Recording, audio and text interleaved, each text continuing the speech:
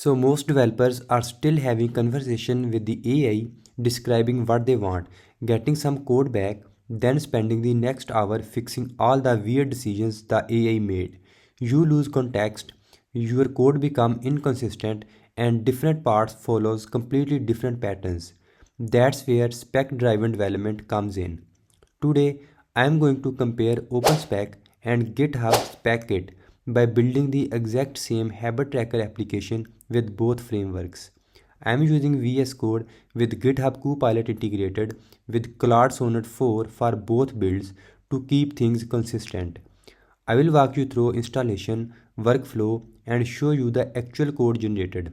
By the end, you will know exactly which frameworks fits your needs. The project is a habit tracker built with React, TypeScript, Tailwind, and Recharts. Users can create habits with different frequencies, mark them complete each day, view streaks, see completion charts over time, and get insights on their best performing habits. So let me start with OpenSpec first. Installation is just npm install global OpenSpec CLI. No complicated setup. Navigate to your project and run OpenSpec in it. It asks which AI coding assistant you are using, and it works with pretty much any tool. I am using VS with GitHub Copilot, but you could use Cloud Code, Cursor, Windsurf, whatever you prefer. I selected Copilot and it generated the project structure. OpenSpec creates an OpenSpec folder with two subdirectories. The spec folder is your single source of truth for what your application does. The changes folder is where active development happens. Each feature gets its own subfolder. It also creates a project markdown file where you define your tech stack, architecture patterns, and coding standards. Then there is an agent markdown file, literally the readme for robots, containing instructions for how AI models should interact with your project. The workflow revolves around change proposal. I opened the OpenSpec command in VS Code and told Copilot to create a new change proposal for habit creation and tracking. OpenSpec generated three files. First, proposal markdown explaining why we are building this and what problem it solves.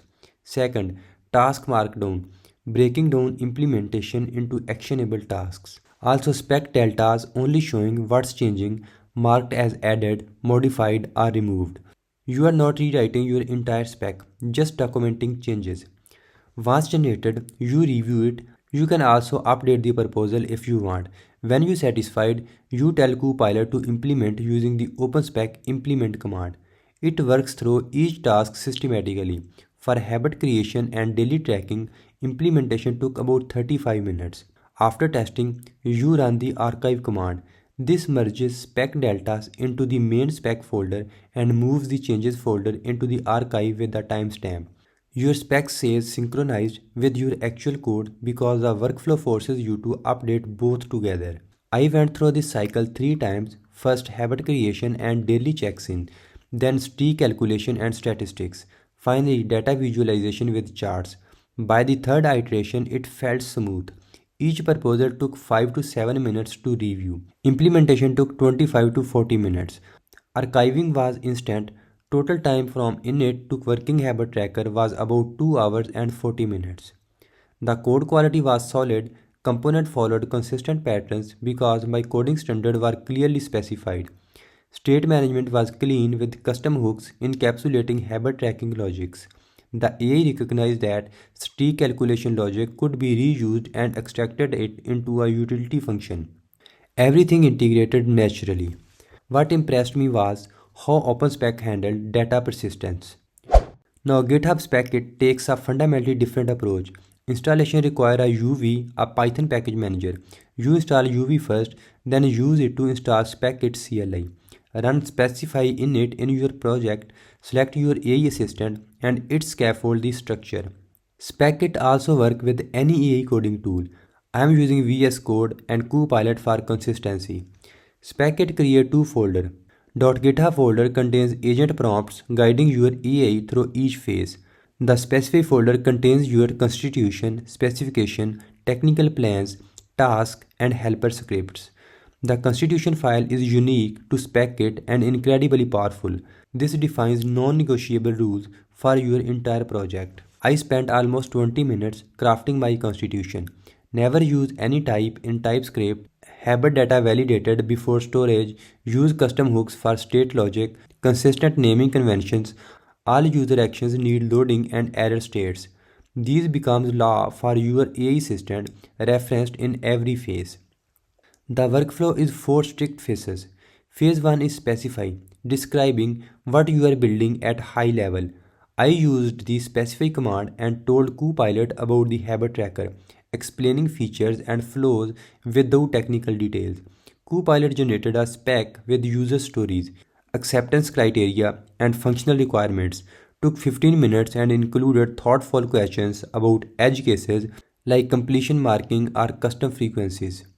Phase 2 is plan, providing technical constraints for an implementation plan.